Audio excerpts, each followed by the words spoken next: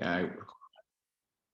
There we go. Right, so it's recording now, so we're all okay. If anybody doesn't want to be recorded, please, if you want to turn your screen off, that's absolutely fine. So, like I was just saying, we're not going to spend ages talking about what phonics is itself. We're just going to have a look today at thinking about what the screening check is. And if you go into Alpha Infant Nursery School's YouTube channel, there's a video that Miss Allen and I did together looking about what phonics is and how we teach it in our school.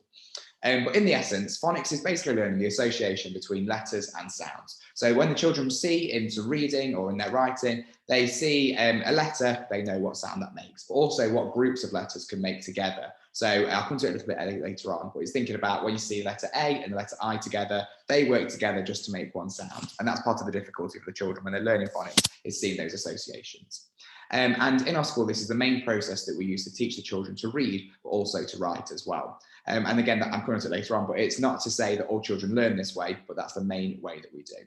And children should be taught to read the words first through decoding before they learn to encode these words through writing. So when I say the word decoding, what I mean is this. So I'll just quickly get a word. I've got a little patch just here. Let's have a look. So I've got the word, move it the right way around. Yep. So I've got this word here. Now, if I'm going to decode that word, what I'm going to do is I'm going to look at each sound that I've got. So I've got one group of sounds just here, which is the sh, and then I've got another group here, which is the air. So when I decode it, I can go sh, air, share. So if we were doing that as decoding, I'd be able to read it. To encode it, what I'm doing is I'm looking in my head and I'm thinking, right, I need to spell the word share. What can I hear? I can hear a sh and an air, and it's kind of doing the opposite of that. So what makes a sh? Well, I need the letter S and the letter H. What makes the air is going to be the A, the R and E working together. And like I say, we're a phonics first school here as well. So that's the key approach to reading that we teach the children. And it's not to say it's the only method, because it's not, but we find that it's the most successful method for allowing children to read words themselves. But there are other methods we use as well. So you're probably seeing through what we've been doing in spellings, through the phonics, and through the reading at home as well, is the action words that we've been sending the children home for. So if I find an example just here. So action words are words that we help use with the children so they can read by sight. So for example, here we've got the word were, which is a difficult one. It doesn't follow any patterns. It's a naughty word. So what we do here is we encourage the children to read these by sight. And as you can see, there's a little action to go along with it here. So it helps the children to see, okay, well, if I see this action, oh, there we go, it's back to front of this one. If I see this action here, I'm thinking the word were, and eventually they start to see the association between the picture and the word. And eventually we won't need to see the picture, there we go. We need to see the picture, I'll just see the word and know what it is straight away. So that's just another approach that we use. And that helps to develop the children's sight vocabulary so that when they're reading, they know those words straight away without needing to sound them out. Some children, I think I'll come on to that in a second, but some children do use this approach as their main approach when they start reading. So this does help to complement that as well. So phonics as part of the reading, of being a successful reader. And I think what the key part of thinking here is that phonics is an approach to learning to read. It's the main approach that we use to word read, but reading itself encompasses so many more skills than just reading the words on the page. There's about the comprehension, there's understanding what it means itself, and there's so much more to it. So phonics here is enabling children to build up a bank of associations between letters and sounds that can be rapidly recalled upon so that the children can read quickly and fluently. So eventually the children won't need to rely on their phonics knowledge. They'll be able to read words by sight. They won't need to decode it. So when you see them come across the word fish, for instance, they won't need to say fish. Eventually they'll start doing that in their heads. They'll go fish, and eventually they'll just look at it and know the word is fish. So phonics kind of scaffolds their learning so that eventually we can take that scaffold away and they don't need that anymore. So this allows them to see more words on sight. And I put here, key point, if this is one thing you can take away from today's session, is that reading is more than just looking at the words on the page. It's so much more to it. To be a successful reader, children need to be able to understand what a word means by itself. So if I said the word think, what does that mean? But also, how does that work as a sentence as well? So how do these words fit together to make sense in a string? So if I said the cat sat on the mat, it's understanding, actually, I know that there is a cat on a mat. It's seeing how that word works together. Some children could be successful readers in the sense that they might read every single word on a page without stopping at all. They know all of the words, but they might not have the understanding to go alongside it. So they've not got the comprehension. But equally, you could have a successful reader in the other sense who is able to understand everything that's read to them. So you might be able to read a story to them. They might be able to discuss that back to you, answer questions, make inferences, but they might not be as successful in their reading of words. So for a successful reader overall, what we'd like is the balance between them both. So they're able to read the words, but they're also able to understand what those words mean. And I put here, this is part of language comprehension here. Research says time and time again as well that to be a successful reader, there is a correlation between reading for pleasure and their academic success as well. So we often find that children who enjoy reading, so they love to pick up a book at home, they like to look at magazines, they like reading different sorts of things. We often find because they've got that want and that desire, because they're getting pleasure from that, that they often end up being the children that make the most progress as well. So for us, again, it's thinking about the phonics, it's thinking about the reading comprehension, but also developing that love of reading that the children have. So phonics terminology. Now I've pinched this from the phonics workshop that we had earlier on in the year, but I'll just go through this terminology here as this is some of the key terminology. I think I've just done something, but I'm not sure how. There we go. So this is some of the key terminology. So thinking about blending. So blending is putting, if we have a look at our sounds here, so we've got our word share. Now, if I want to blend this together, first of all, I need to decode it. And when we get the children to read a word, we get two fingers together because that helps develop their muscles in their arm. The more that if you've got the muscles here, the more, if you use your fingers here, it helps to develop your muscles in your arm just here. So first of all, they need to be able to decode this. So to decode it, I'm going to have a look at the sounds that I've got. Now here I can see that I've got a line under the S and the H. Now, if I go to the word underneath, which is digraph, that's because this is showing me here that this is the digraph. I've got two letters that are working together to make just one sound. So the letter S and the letter H working together make a sh sound. So I've got here a digraph of the sh, but also I've got a trigraph, which is the one underneath here. And trigraph makes sense in the sense that it's three letters now making one sound. So if I decode it, I've got sh, air, but to blend it back together, I'm using those sounds that I've just made and putting it into a word. So I've got sh, air makes share. And blending those two sounds together is share. Mary, I can see your hand up. So, like, it's really hard to grasp sometimes. So to me, trying to explain the sh, air, but that word is R. This bit here, I know what you mean. Yeah, this is where it gets naughty. So for us, what we have is the action words that we do, because here that can make R, then as an action word. So when we see that, we often have the R, which is the action to go alongside it. Now, this is what happens as the children go through school. I always think of it like a tree, that you start off with a really solid understanding, but then you shape the tree because you're changing it again and again and again, and you're kind of changing their understanding. So that as they go through, they'll start to see, I hope I've got the card here. Yeah, there we go. They'll start to see now, well, we're learning something different. This here is the word R, but actually, if we look at our phonics that we've got, when we see this in a word, it can make a air sound. So when they're learning that mnemonic to go along with it, they see, oh yeah, air, care, and share. So when they look at a word, what they'll be able to see is because it's within a word, I know, oh, actually, my knowledge tells me that that's going to make an air sound. Whereas when they see it by themselves, they'll think, oh, that's an action word. I've seen that before. Oh, it's got that little character with an R sound, and it makes the R. Is that the same cards as the cards that I bought from school, that there with the kids on? That's it. That's it. Right. Okay. Yeah. But yeah, like you said, it's complicated. And I think as well, I mentioned this earlier, what you can find is, I'll write it up just so it's easier, is that there's different different letters that work together to make the same sound. So for instance, we've taught the children already this year that the letter O and I work together to make, but if you can see that, O and I work together to make the oi sound. Sorry, someone's just trying. But also, then we know the O and the Y, they work together to make the oi sound as well. So it can be a little bit complicated. And also, obviously, if you've got this one here, these are the same graphemes here. So you've got the letter O and W and the O and W, but they can both make different sounds. So here, you could have it as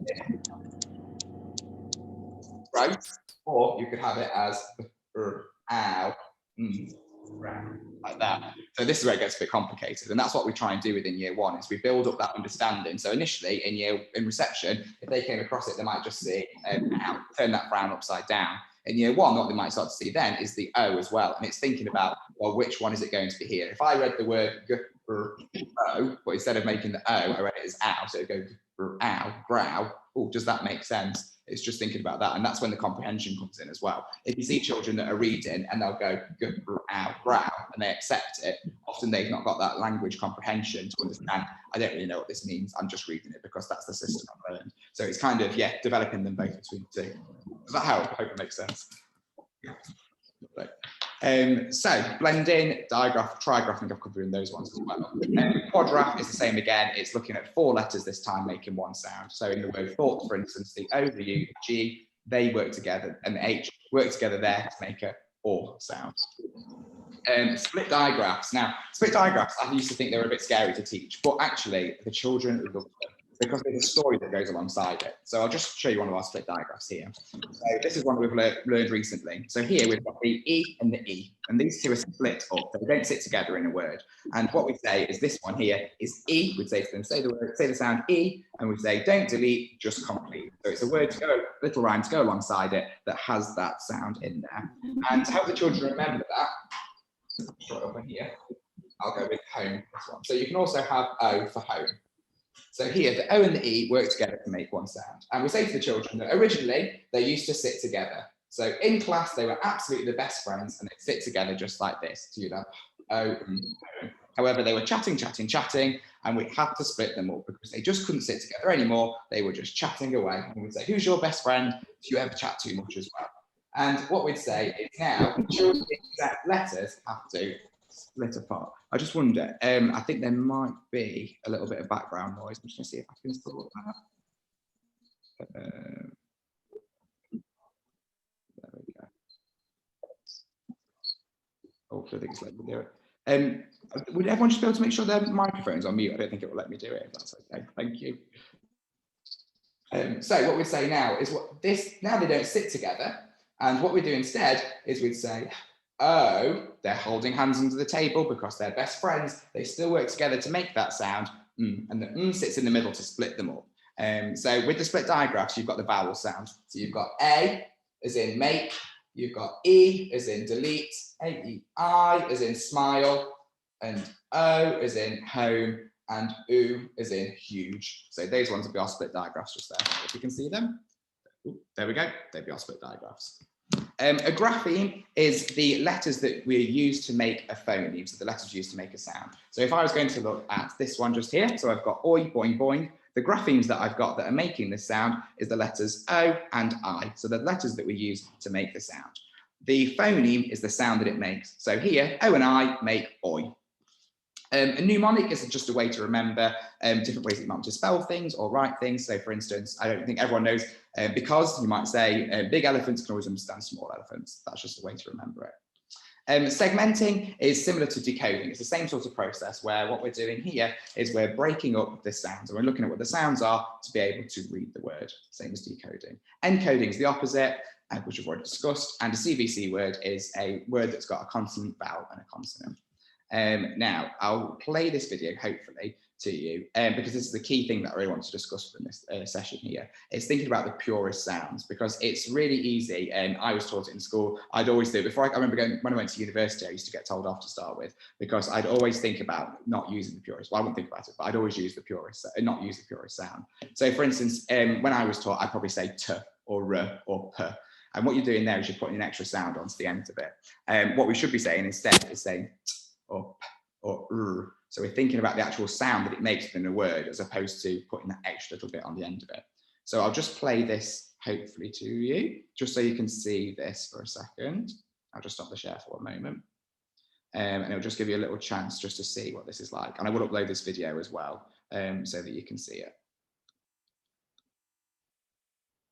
Is it going to do it?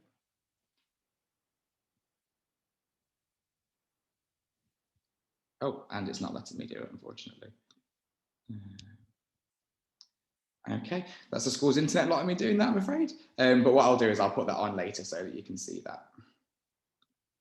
But it just goes through all of the sounds and all the letters and what sounds they make. Okay, so the phonics sounds then. So far this year, this is what you've got, Mary, already.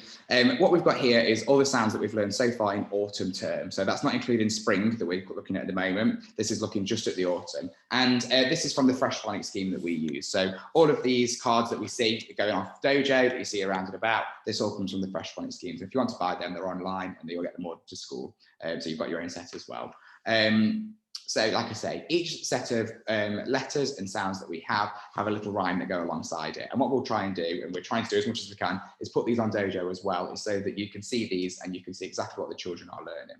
So for instance, let's have a look at this one here. The favourite one the children always seem to like is oo. So that's the one in the middle on the first row up there. So this one here, the O and the O are working together to make a oo sound. And the children like it because they can say oo, moo, poo. And the words that we have that go along with that sound obviously have the sound within it as well. And there's a little action. So we always say oo, moo, poo. So we have a stinky, stinky. We don't like that. Same with or that's next to it. So or, we'd say or, storm in the morning. So we do little thunder and lightning going down with that one there. So when the children are reading, if they find, they come across a word that they're not sure of, which has got one of these sounds in it, what we try and do to them is say, oh, let's have a look at this. So I probably, for instance, say if I'd got, let me just write it up on the board so you can see it.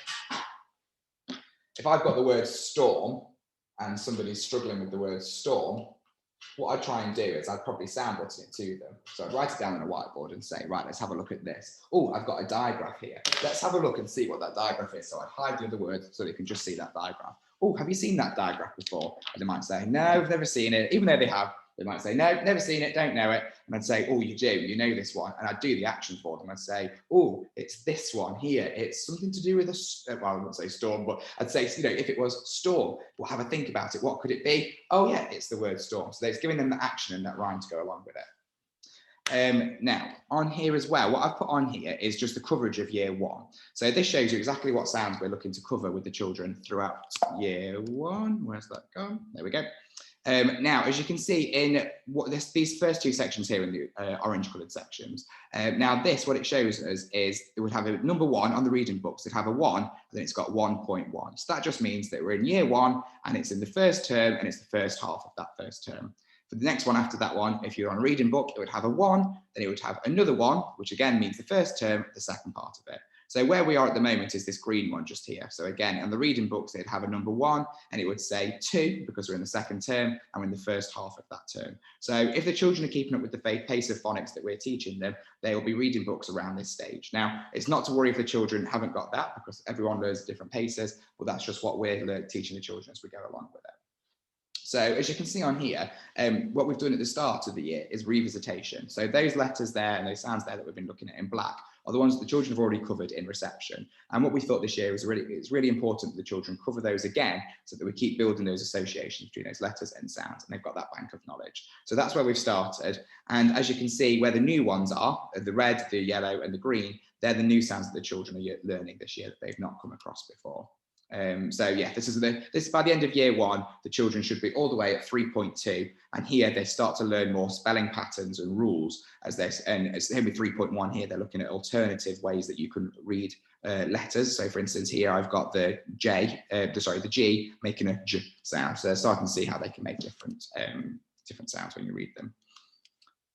So I'll go on to the next one. So I'll come on to phonics screening check then. So what is the phonics screening check? And the first thing I want to say about the phonics screening check is that it's something that everybody does across the country. So every child in year one will have to sit the phonics screening check. And it's a way of assessing the children's word reading skills in year one, just the word reading. So everyone has to take part within this, and it's a standardized test, which we're asked to do by the government. So it's the government's way of tracking to see exactly how the children get on with their reading, but also it gives us a good understanding of how they're getting on. Can they read words they're coming across, even if they're unfamiliar words to them? And the pass mark for this is there's usually 40 words in the test. Every day there's been 40 words. I think for about the past 8 years or so, the pass mark's been 32. So some children already might be at that mark, whereas some children it might take a little bit longer for them to get to that point. In the test, there's a mixture of real words and there's also pseudo words. And these pseudo words, we call them alien words. So when they see an alien word, let me see if I've got my phonics patch just here. I'm sure I've got one that I can show you. Here we go. This is one that we do. So we do this with the children at school as well. And what they have is they have a little, oh, can you see it? There we go, a little alien that we draw on that as well. So when the children come across, they'll know straight away, oh, it's an alien. It's not a real word. So we're giving you a reminder, it's not a real word. But because we're so good at phonics, we can read it ourselves already. So when the children see this, they'll look at it straight away and go, oh, alien word. And they have to go, and make a little alien sound. But because we know our phonics, we can sound it out anyway. So if I was to read this one, I'd get my phonics fingers, and this time I can see that I've got some dots. Now these dots show me that this letter just makes one sound. So they're just standing by themselves. So I've got air, player, and I'd say, what on earth is player? I've never heard of player before. It makes no sense. And we have to make up a little story. So we might say, well, this alien's name here, this alien's called player. Or we might say, it comes from the planet Player. Can you see the planet Player? Have a look. And we might pretend there's some stars in the sky and just put a little story to it. So it's kind of giving a bit more context to it. And again, I can remember when I first started teaching, I thought, I don't get the point of it. Why are we showing them alien words? When reading's hard enough as it is already, why are we spending time teaching alien words? Now, what we're doing is we're teaching the skills for children to be able to read. So when they come across unfamiliar words, they've got the phonics knowledge, they've got a process, they've got a method they can rely upon to come back and read that word. So that's used across year 1, year 2, but also as the children go into year 3, year 4, year 5, teachers will say to them, okay, you can't read this word here. It's a really, really difficult one. Let's use our phonics. Can you see some sounds in here that you know? So it's a strategy that they'll be able to use later on down the line so that they can be successful in their reading. And like I've mentioned earlier, some children will already be able to read by sight. So some children will be able to look at a book and they'll be able to read every word without needing to sound it out.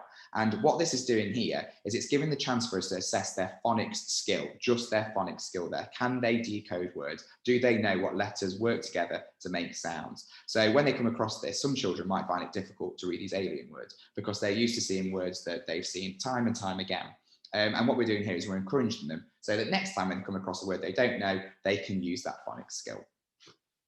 So if I was to look at these ones here, now I will show you the 2014 test in a moment. It's just one that I picked up at random. These are all online as well. If you want to have a look at them yourself, if you type in phonics screening check, what I did today is I just typed in phonics screening check 2014, and the first one that came up was that one. I think they go all the way back to 2012. There's been no new ones since 2019 due to good old COVID. So you can have a look on there and see which ones they've got. I wouldn't spend ages at home going through them with them because that's what we'll be doing at school as well, looking at them as part of a measure to see how they're getting on. So if I was to read these aliens here and see what they are, we've got this lovely alien here with blue hair. And this alien, we could say his name is Clane. And I could say it's from the planet Clane, maybe. Then this big green one that I've got, this one would be Yoon. So I know that I can read that anyway as we go along. So how and when will this take place? So we've not been given the time frame yet of exactly when it's going to take place, but every year we've done it so far, it's taken place in June. And we're given about a 2-week window where we've got some time to spend with the children looking at them.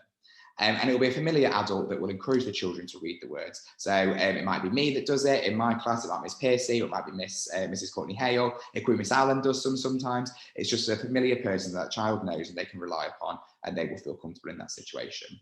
And it's a nice little situation. What we normally tend to do is we end up taking them into the office, into Miss Allen's office, and we sit them down on the sofa and let's have a look at these. Let's read some words together and see. There's often a little sweet at the end of it as well. It just makes it even better, doesn't it?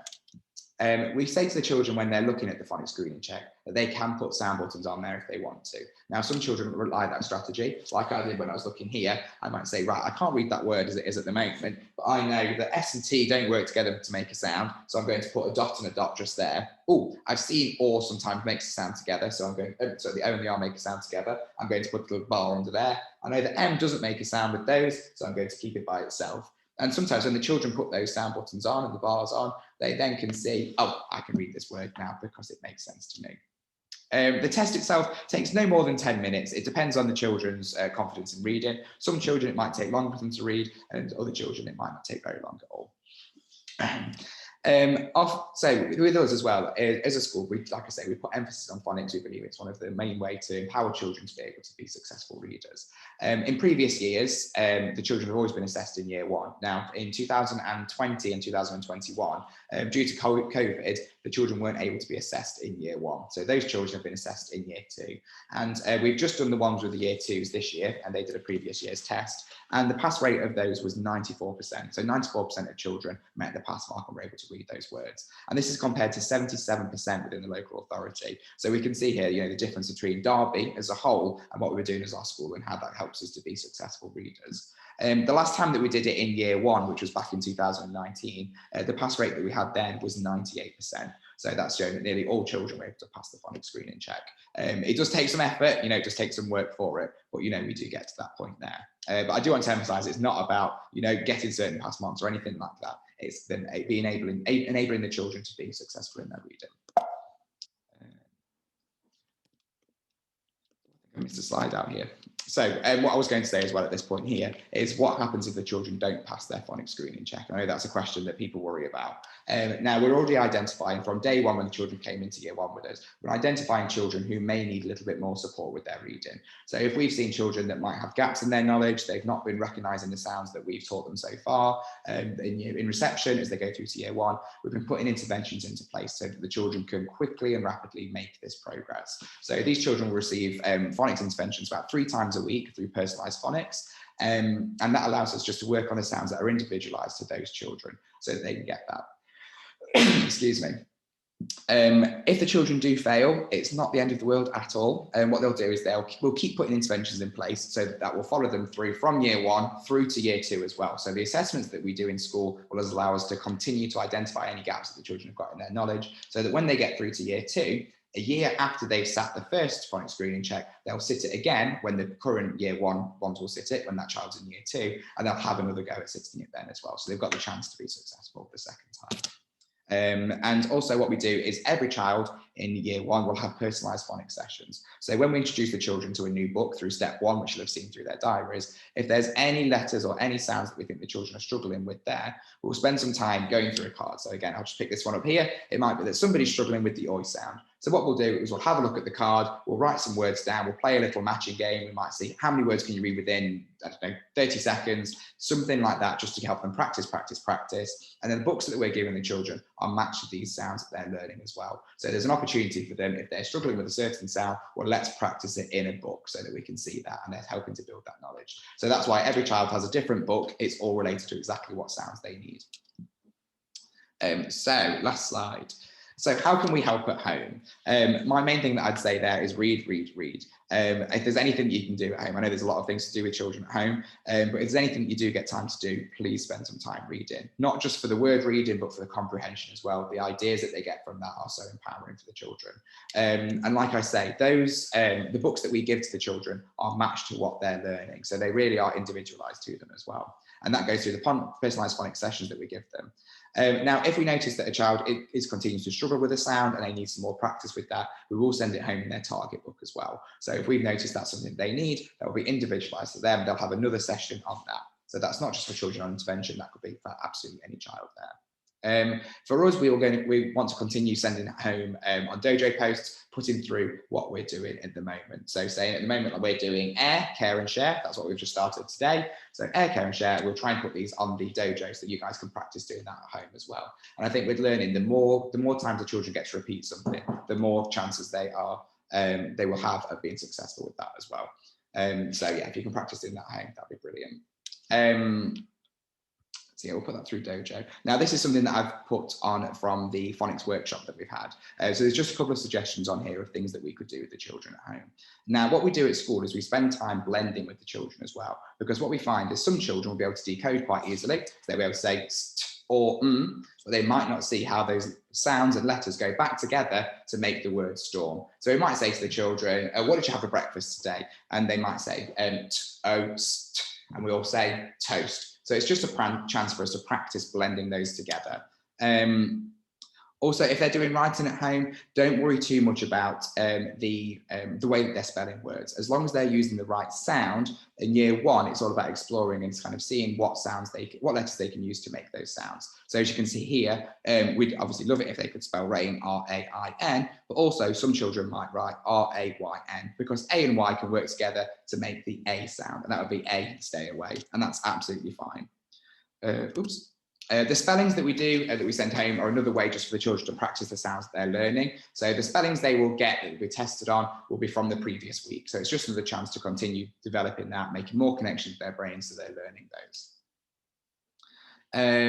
When children ask you how to spell a word, ensure that they're using their fingers. So what that means there is, if I pull up one of these, oh, this would be a good one. So I'll go pull up a longer one here. So what we try and ask the children to do when they're spelling is thinking about how many sounds they can hear. So if I was going to say the word nightmare, I'd count out how many sounds we've got. So I've got a I,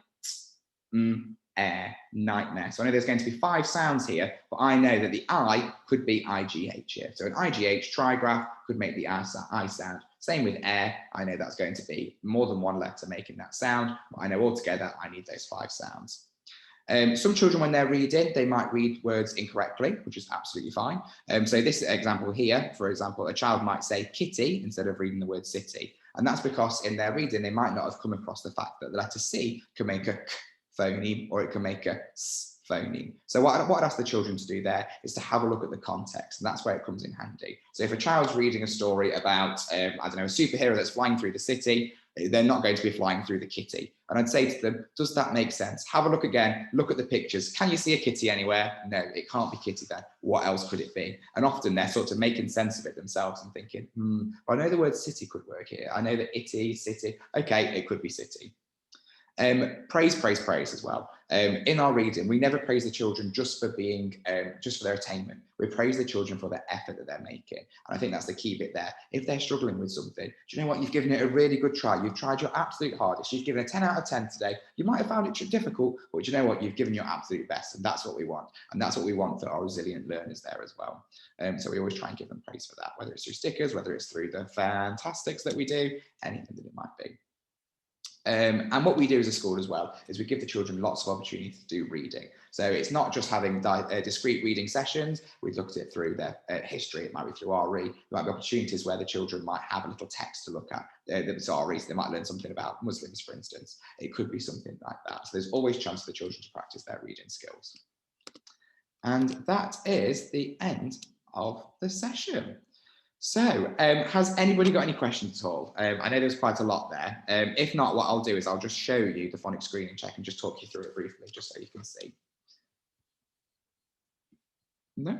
Okay, I'll pop that on then and see if I can share it with you. Oh, brilliant, I can. So like I say, this is the 2014 test that we've got just here. And I say test, it is a check, but it's the same sort of thing, really. So within here, they'll start off by looking at alien words, and it starts off with their sort of reception knowledge, what they will in reception. So here, these are CVC words, consonant, vowel, consonant, and it should start off quite straightforward. So the children will be able to recall upon their rudimentary knowledge to read these words here. And each one of these, each letter has just got one sound. So they'll be able to read this one and say v, o, l, vol. And I think you might find it as well, but I think the aliens are quite entertaining as you go along as well. I think some of the drawings are quite creative. So that helps to keep the children engaged as they're going along. So you'll have a section where they'll have aliens. So we'll have so many aliens. Here we can start to see the first diagraphs that the children will be looking at in reception. So here you've got sh, og, shog. So that's what the children will be learning in reception, but we still want to have a look at that. Now here, oi, for instance, we will start looking at in year 1. And we'll start having a look through those ones. So this one here, you've got thard. And I think this is a key bit here is looking at the TH. Pronunciation of TH is a really hard thing. I know when I was a child, I used to say the sound instead. So, or got them all mixed up. So it never used to be fruit. It was always fruit that I used to say, and I could not stop doing it all. But what we try and get the children to do is really think about their position of their tongue and their teeth.